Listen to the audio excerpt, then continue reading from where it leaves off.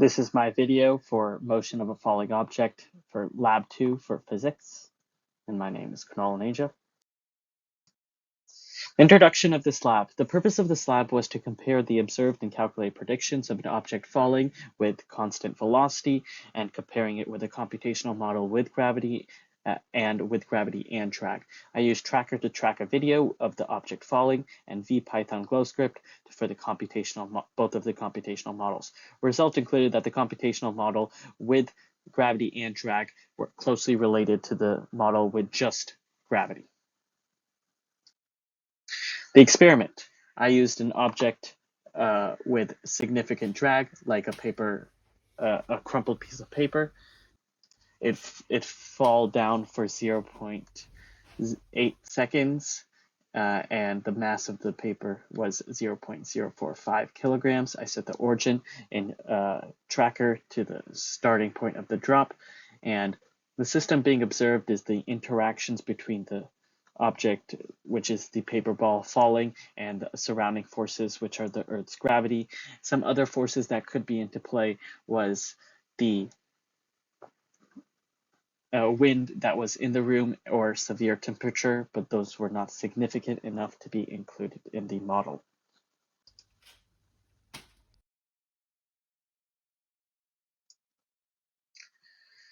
Some different models I used or formulas. A Newton's second law acceleration is directly proportional and in the same direction as net force, as you can see in the diagram. The final velocity is equal to the initial velocity plus the net force divided by the mass times the change in time. This is also correlation to the position and other formulas that are of the drag formula and gravity formula. As you can see, no additional forces were presented after the initial drop in the calculations. I used Tracker to track the object falling down.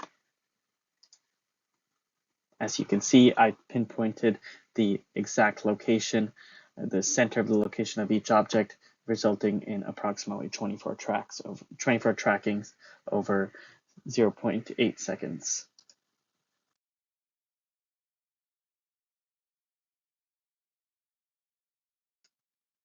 The model I used, this is in a GlowScript.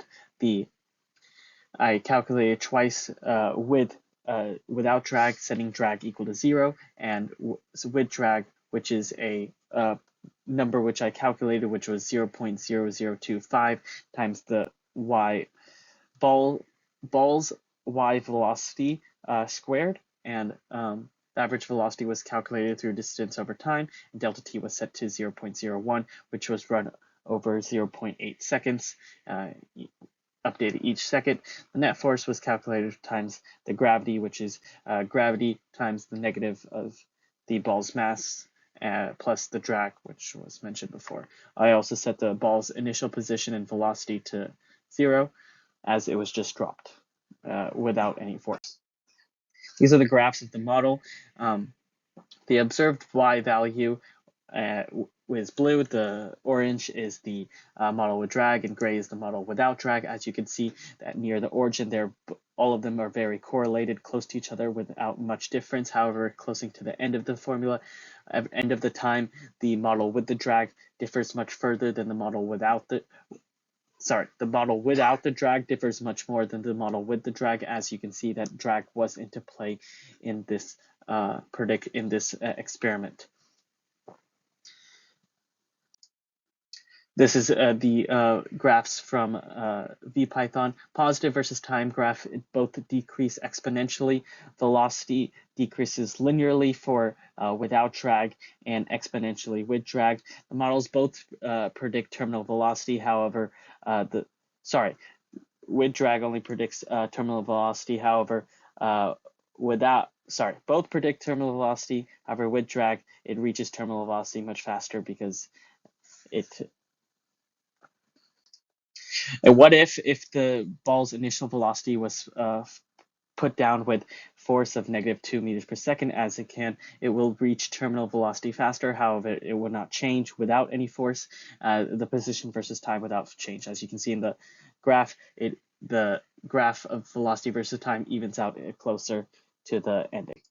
Some other possible errors could include the initial velocity of the object was inaccurate as I slightly dropped it, or the exact length of the drop, and other forces like wind and within the AC and